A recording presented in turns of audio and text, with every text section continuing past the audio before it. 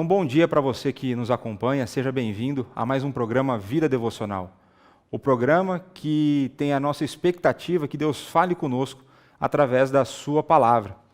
E hoje eu quero falar com um tema para você muito importante, que nós encontramos na primeira carta do apóstolo Pedro, no capítulo 1, versos 3 e 5. Mas antes de nós lermos a passagem bíblica, eu quero que nós pensemos o tempo em que nós temos vivido. Nós temos vivido tempos difíceis, onde as pessoas têm sofrido com a pandemia, diversas consequências dessa pandemia, sejam entes queridos que ficaram doentes, pessoas que vieram a falecer, empregos que foram perdidos, a condição financeira que foi destruída, mas a gente tem visto então que pessoas têm ficado sem esperança, pessoas têm ficado desmotivadas, pessoas têm ficado de fato mais para baixo. E isso tem afetado pessoas, tanto as que possuem fé, como as que não possuem fé. Isso tem sido mais comum do que nós imaginamos. Contudo, nós podemos ver através das Escrituras que Deus, ao longo do tempo, sustentou a Igreja de Cristo, mesmo diante das situações mais adversas, mesmo diante das maiores dificuldades. E é isso em que Pedro estava fazendo quando ele escreveu essa carta. Os cristãos daquela época estavam sofrendo perseguição e por isso eles estavam dispersados, eles tiveram que abandonar os seus lares, abandonar muitas vezes famílias, as suas posses, por conta do Evangelho de Cristo e por conta da perseguição que eles estavam sofrendo. Muito deles, por conta da perseguição severa, por conta diante de tantas perdas, muitos deles estavam desanimando, tendo a sua fé esmorecida, e Pedro então escreve para encorajá-los. Então, muitas vezes nós podemos pensar como é possível ter esperança diante de dias difíceis. Como é possível ter esperança diante de dias sombrios?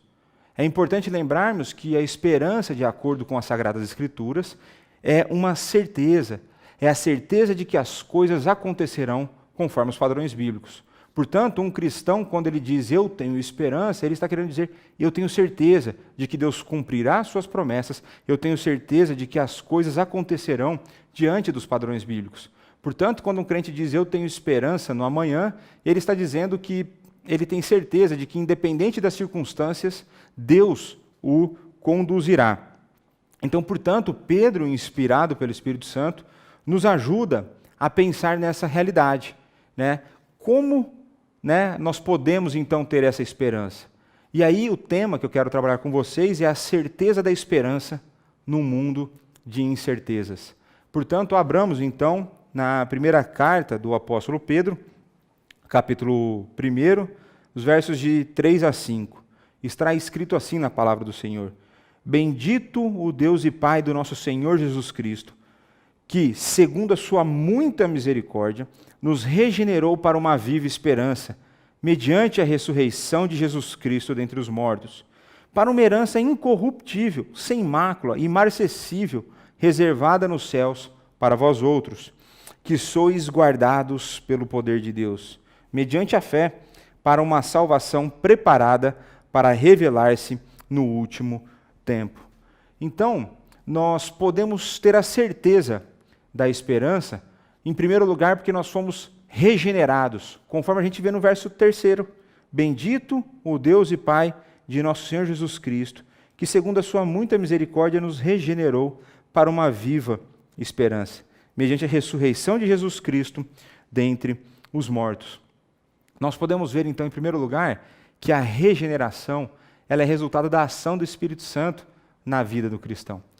Então o Espírito Santo troca o coração de pedra por um de carne, o Espírito Santo dá a vida àquele que estava morto em seus delitos e pecados, tá certo? E isso só é possível, o fundamento dessa regeneração está na muita misericórdia de Deus. Deus, dentro da sua santidade, da sua sabedoria, do seu amor por aqueles a quem Ele elegeu, Ele derrama da sua misericórdia e por conta disso é possível que nós sejamos regenerados, é possível que nós venhamos a ganhar vida espiritual.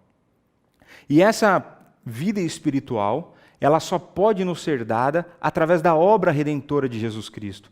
Portanto, então, o Espírito Santo ele não apenas coloca vida em nosso coração, para que nós passamos a crer em Jesus Cristo, como ele também aplica a obra redentora de Cristo. Essa obra que foi, então, conquistada pela sua obediência, pela sua morte e pela sua ressurreição. Ele que está agora assentado no trono, né, ele que foi levado aos céus, está à destra de Deus, reinando e governando todas as coisas. Portanto, nós somos regenerados, pois Deus, em sua misericórdia, nos enviou o seu Filho e porque o Espírito trabalha em nosso coração. E essa viva esperança, né? Veja, ele nos regenerou para uma viva esperança. Nós somos separados para uma esperança. Lembrando que essa esperança vai ser uma certeza. E essa certeza nós vamos ver logo na sequência o que ela de fato significa para nós. Portanto, assim como Pedro, o que nós devemos fazer nas nossas orações diárias? Nós devemos ser gratos a Deus pela regeneração que Ele nos deu, pela vida que foi dada ao nosso coração, pela vida espiritual que nós recebemos. E é importante que nós lembremos dessa realidade ao longo de toda a nossa jornada cristã, porque nós muitas vezes seremos desanimados pelas circunstâncias. As circunstâncias parecerão intransponíveis, mas quando nós trazemos à memória que Cristo fez a obra redentora, que o Espírito Santo aplicou em nosso coração, isso nos traz alegria, isso nos dá força para que nós possamos continuar na nossa caminhada. Então, em primeiro lugar, nós podemos ter a certeza da esperança num mundo de incertezas, porque Ele nos regenerou. E nós podemos ter a certeza da esperança no mundo de incertezas, porque existe uma herança. Verso 4, para uma herança incorruptível, sem mácula, imarcessível, reservada nos céus para vós outros. Existe então uma herança, essa herança ela é o foco da nossa esperança. Essa viva esperança, ela espera porque existe uma herança separada para nós. Vejamos que ela está reservada para nós onde? Nos céus. A ideia aqui de céus é o sentido espiritual, então ela está reservada para nós diante da pessoa de Deus. Isso nós podemos ter certeza que ela está muito bem guardada, tá certo? E quando nós olhamos então aqui para essa herança, ela possui algumas características que Pedro coloca. Ela é incorruptível, sem mácula, imarcessível, né, e reservada nos céus. Para essas três características, então nós podemos ter que certeza, a partir delas, que essa herança jamais perecerá. Ela não pode ser destruída. Ela jamais poderá ser maculada, manchada. Ela jamais poderá ser difamada. E ela jamais perderá o seu valor. Então ela não se corrompe, ela não se mancha, e ela é imarcessível, ela não se corrompe de maneira alguma. Então nós podemos afirmar com toda certeza que a nossa esperança é indestrutível, porque ela está fundamentada numa herança que é indestrutível. Essa herança é completamente diferente daquilo que muitas vezes as pessoas depositam a sua confiança. Essa herança é muito superior aos ganhos que nós temos aqui na terra, nesse mundo ainda caído. Essa herança, ela é maior do que os ganhos profissionais, é maior do que as suas conquistas pessoais, porque ela nos foi dada por aquele que é o Todo-Poderoso, por aquele que então tem poder para cuidar da nossa vida, cuidar do nosso coração. E, portanto, essa herança, uma vez que ela é indestrutível, ela não tem prazo de validade. Ela está nos esperando para quando chegar o fim da nossa jornada aqui nessa terra. Essa herança não se corrompe, ela não se estraga, ela não tem validade. Anime-se na certeza de que essa herança é a nossa salvação, que foi conquistada por Cristo Jesus. Então nós podemos ter certeza dessa esperança no mundo de incertezas, porque Ele nos regenerou e porque existe uma herança. E, em terceiro lugar, nós podemos ter a certeza dessa esperança no mundo de incertezas, porque é Deus quem nos guarda. E nós podemos ver isso no verso 5. Então, o verso 5 diz assim: que sois guardados pelo poder de Deus, mediante a fé, para a salvação preparada para revelar-se no último tempo. Então, ela está reservada para vós outros. Quem são esses vós outros? Aqueles que sois guardados pelo poder de Deus, mediante a fé, para a salvação preparada para revelar-se no último tempo. Então, a primeira coisa aqui que tem que trazer um grande conforto para o seu coração, isso precisa encher o seu coração de esperança, de certeza de que é Deus quem nos guarda. É o Deus Todo-Poderoso que está guardando não apenas a nossa herança nos céus, mas também está nos guardando durante a nossa jornada. É bem possível que ao longo da nossa caminhada cristã, nós venhamos a desanimar em alguns momentos. É natural, né? Muitas vezes nós estamos numa jornada de santificação, nós temos nos libertado de diversos pecados, de diversas práticas, o nosso coração vem sendo transformado diariamente, mas em algum momento nós tropeçamos. Esses tropeços enchem o nosso coração de tristeza, muitas vezes de desânimo. Nós tendemos a imaginar a encher a nossa mente com questionamentos. Será que eu sou salvo? Como pode, depois de tantos anos, como pode, depois de tanta oração, eu ainda cometer alguns tipos de pecado? Isso é natural na jornada cristã, mas, para nossa alegria, nós podemos ter certeza de que, independente dos nossos tropeços, nós seremos conduzidos por Deus até a nossa salvação. Portanto, os méritos da nossa salvação não estão depositados em nós. Nem a obra meritória ela é de Cristo, a aplicação é feita pelo Espírito e a nossa condução é feita por Deus. É Deus quem nos conduz. É somente por isso que nós podemos ter certeza que nós chegaremos no dia final, diante de Jesus Cristo, certos da nossa salvação. É só por isso, e apesar de todos os nossos tropeços, é que nós conseguiremos obter a herança que está guardada para nós nos céus. Portanto, mesmo que nós tenhamos aí, tantos planos, nós muitas vezes nos organizamos, tentamos fazer tantas coisas, e nós sempre nos frustramos nessas realizações. Mas Deus, não. Por mais que o plano da salvação seja extremamente complexo, para a nossa mente humana, Deus, em sua perfeição, não apenas planejou, mas Ele executa, Ele realiza todo esse plano de maneira perfeita. Aqui nós precisamos ter a noção de que em todos os momentos em que as forças parecem sumir, nos momentos em que parece que nós nadaremos e morreremos na praia, a certeza é de que Deus, em todo esse tempo, e até quando as nossas forças acabarem, é Ele quem estará nos sustentando e nos levando adiante, nos garantindo, então, essa salvação. Portanto, quando as dúvidas baterem à sua porta, quando as incertezas encherem o seu coração, quando o medo diante de circunstâncias desconhecidas chegarem à sua mente, lembre-se daquele que te chamou. Lembre-se do Deus Todo-Poderoso, aquele que enviou seu Filho para realizar a obra perfeita. Lembre-se de que o Espírito habita na sua vida, ele habita em você. É Ele quem te auxilia no processo de santificação. É Ele quem enche o seu coração de alegria. É Ele quem te dá força para o dia a dia.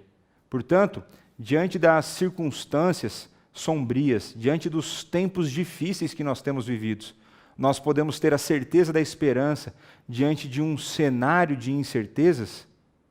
Por quê? Porque Ele nos regenerou.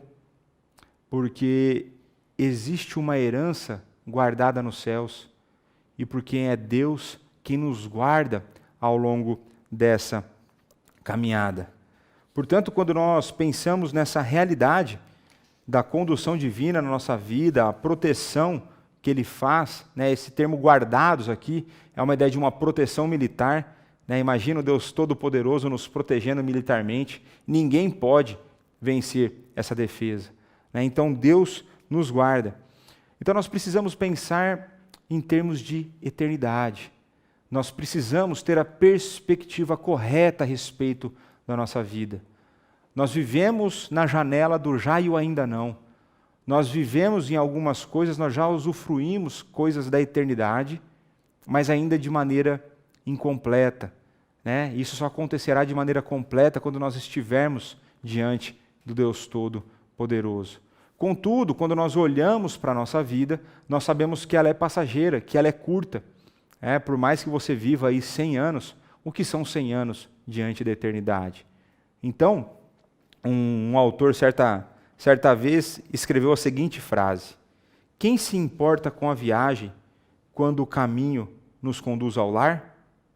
Quem se importa com a viagem quando o caminho nos conduz ao lar?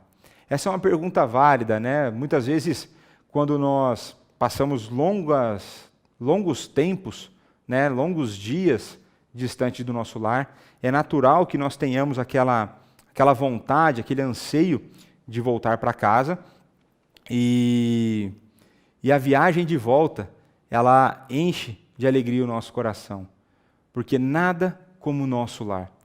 Essa viagem pode ser demorada, cheia de contratempos, mas a certeza de que nós estamos caminhando para o nosso lar enche o nosso coração de alegria, enche o nosso coração de certeza de que nós estamos fazendo o que nós deveríamos fazer. Faz com que nós passemos pelas circunstâncias, por mais difíceis que elas sejam, porque nós queremos chegar no lar. A nossa viagem nessa terra, ela é passageira, ela é temporária. Nós somos peregrinos nessa terra. A nossa cidadania é celestial. O nosso lar será na eternidade, no novos céus e na nova terra. É para lá que nós estamos caminhando. Como diria o apóstolo Paulo, as dores do tempo presente não podem se comparar com as glórias do tempo futuro. É quando nós colocamos, então, os nossos olhos na certeza da esperança, na certeza da nossa salvação, na certeza da nossa habitação com Deus Todo-Poderoso, que o nosso coração se tranquiliza. É quando nós olhamos para isso que nós podemos descansar.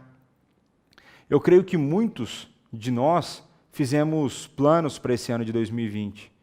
Planos esses que provavelmente foram frustrados por essa situação tão adversa da pandemia. O que conforta o nosso coração é que os planos de Deus jamais se frustram.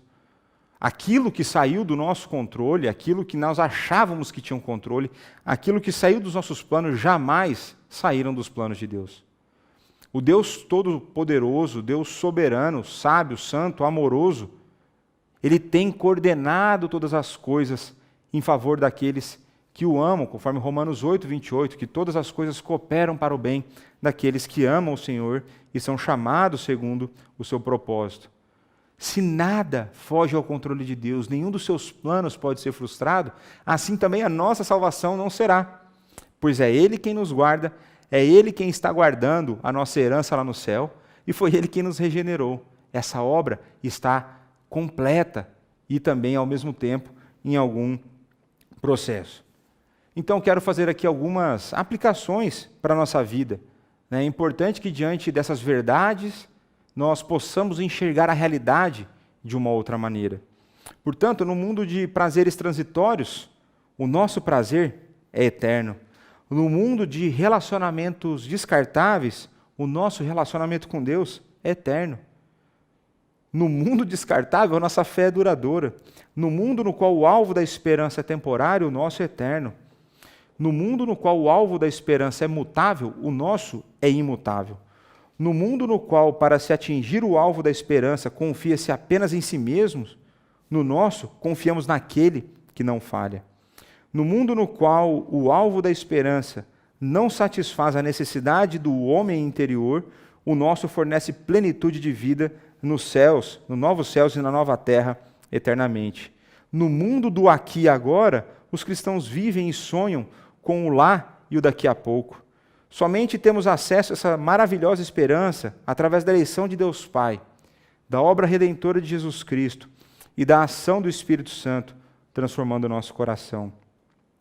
A esperança que o mundo precisa nos foi dada, e por isso somos responsabilizados a levá-las aos que ainda não encontraram.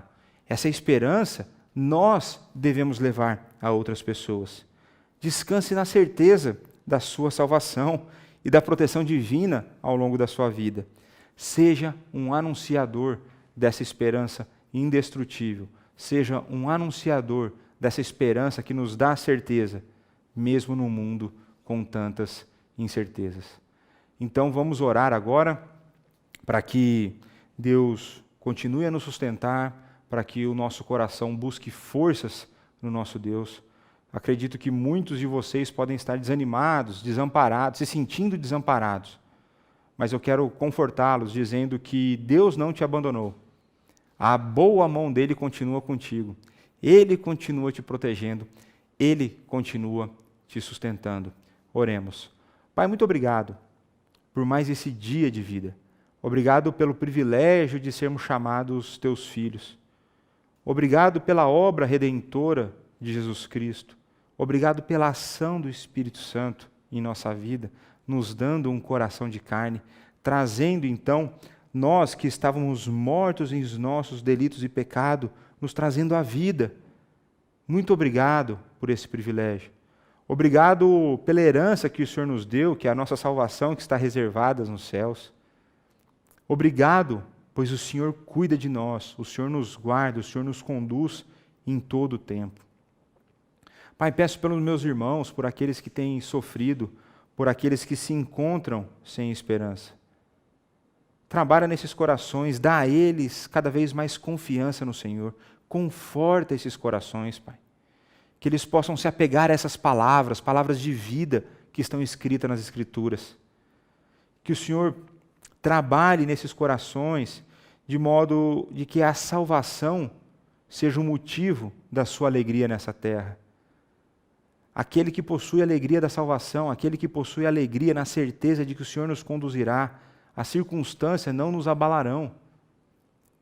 Nós podemos, por um breve instante, ficarmos entristecidos, amedrontados, mas em um espaço curto de tempo nós nos lembramos da Tua palavra. Que Teu Santo Espírito trabalhe em nosso coração essa realidade, para que possamos, dia após dia, sermos fortalecidos pelo Senhor, através da ação do Teu Santo Espírito, para que cada vez mais estejamos parecidos com o Teu Filho, Jesus Cristo. É no nome dele em que nós oramos e agradecemos por tudo que o Senhor tem feito e pelo muito que o Senhor irá fazer. Amém. Muito obrigado pela sua audiência, continue nos assistindo, que Deus abençoe o seu coração e que possamos, na certeza dessa palavra, olharmos para a realidade, certos de que uma herança nos aguarda e que Deus nos conduzirá até ela. Fiquem com Deus e até a próxima.